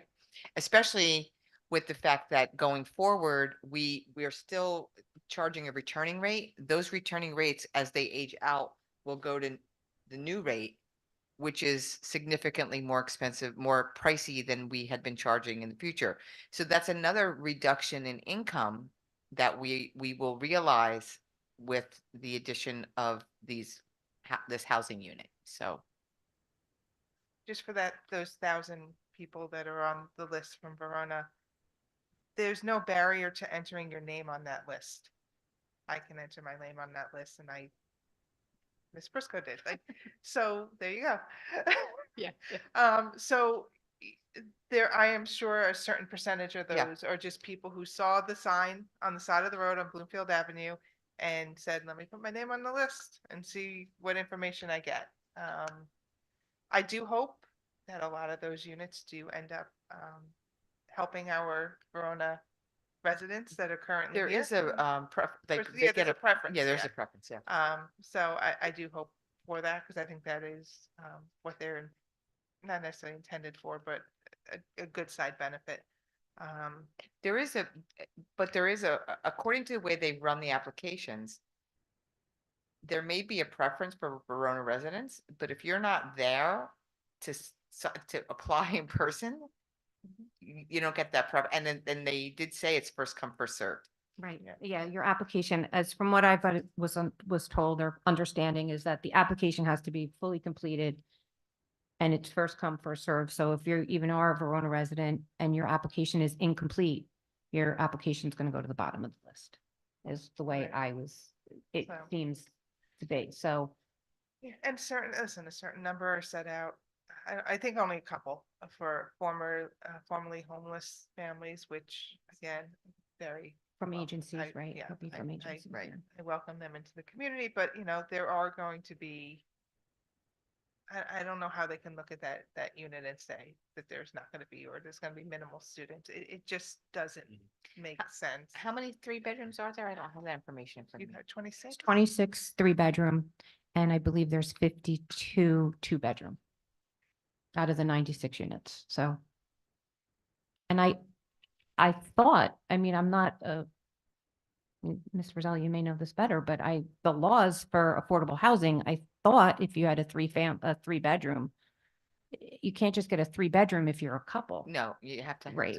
You have to. Or Yeah, fill them. extended elderly, family, yeah, yes. Right, You have to so- have Now if you have enough people to fill the bedrooms. Yeah. Right, yeah, Okay. and it's, I could probably find it again, I'd have to look, it's very deep into the, 140,000 in tuition in. so it's a little bit more. So if we go on the 60. low end, 100 at 17, right, that's 170 plus the 140. And that's assuming that there are no services needed, right? That 17,000 per pupil is gen ed. Right. It's gen ed. Yeah. Right, we currently have 16 or 17 L students, right? We have one ESL teacher. So Well, when we're thinking we actually have more than 17. We only have 17 that take right, services. take services, Yeah. right? But again, if we're thinking about services needed, right, it's a massive shift, yeah. Again, glad we had the discussion regarding this. All right,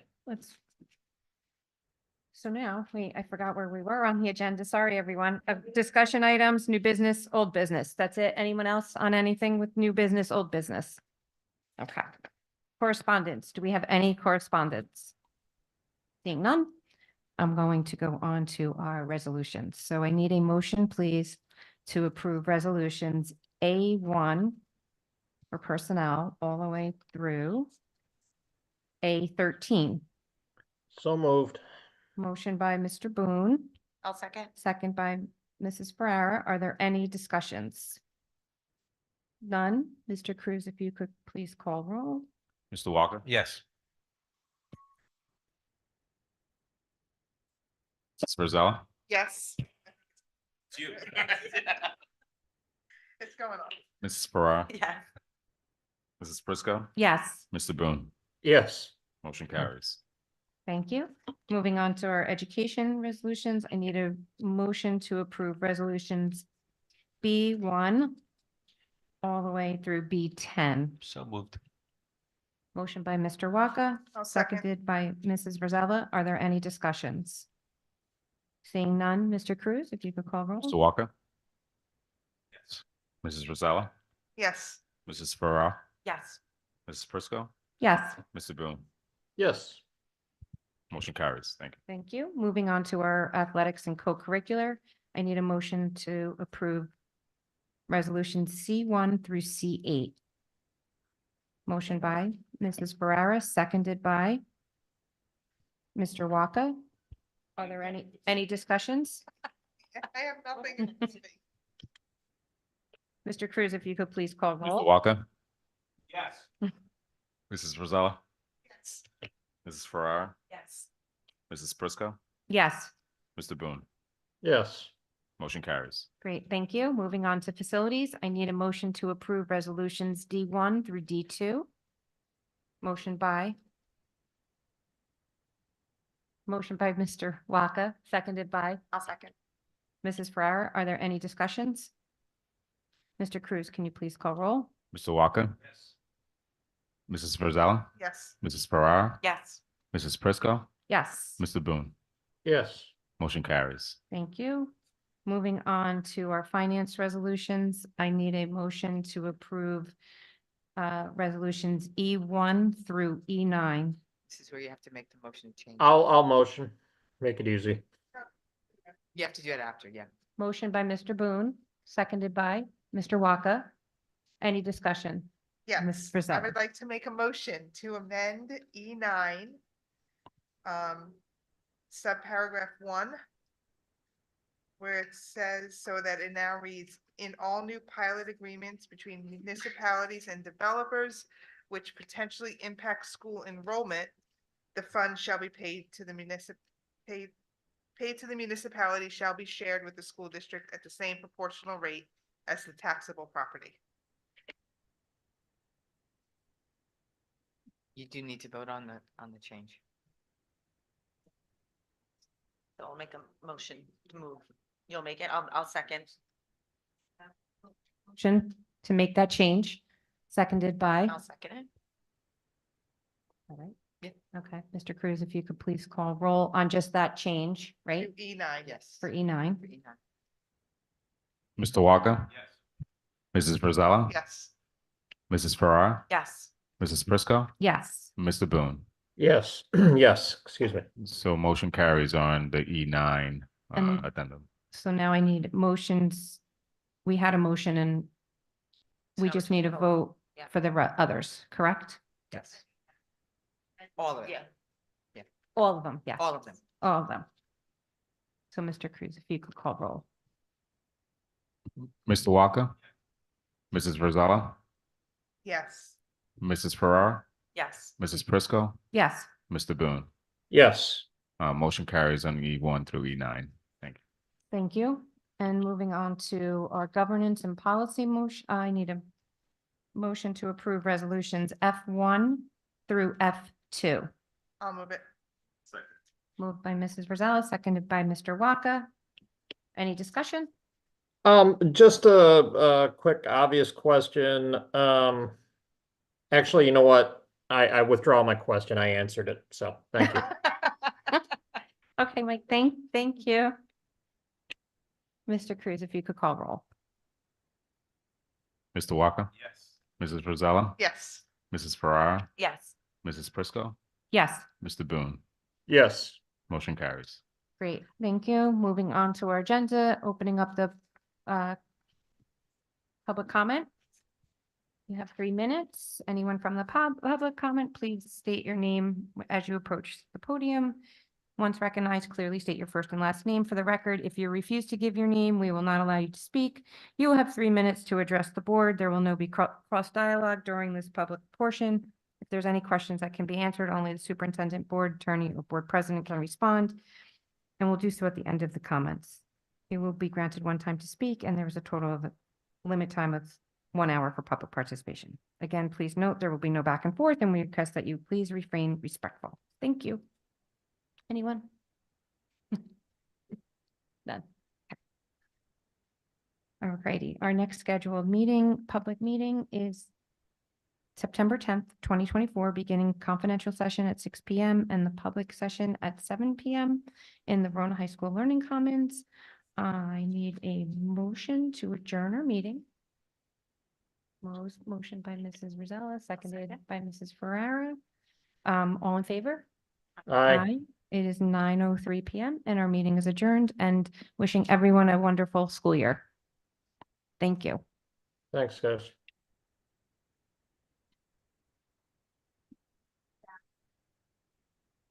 See y'all.